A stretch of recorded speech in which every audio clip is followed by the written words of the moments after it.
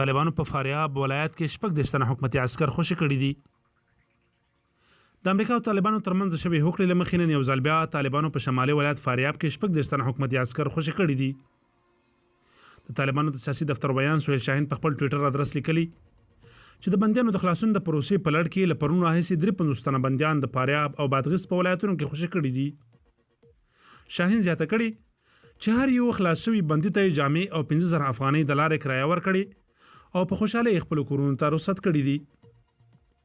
په قطر کې د طالبانو او امریکا ترمنځ د موافقې لمخې باید له حکومتي زندانونو 15000 طالب بندیان او د طالبانو له زندانونو 1000 تنه دولتي منصوبین خوشي شي چې د لړۍ لا روانه ده او لپاره وروسته به بین افغاني خبرې پیلېږي.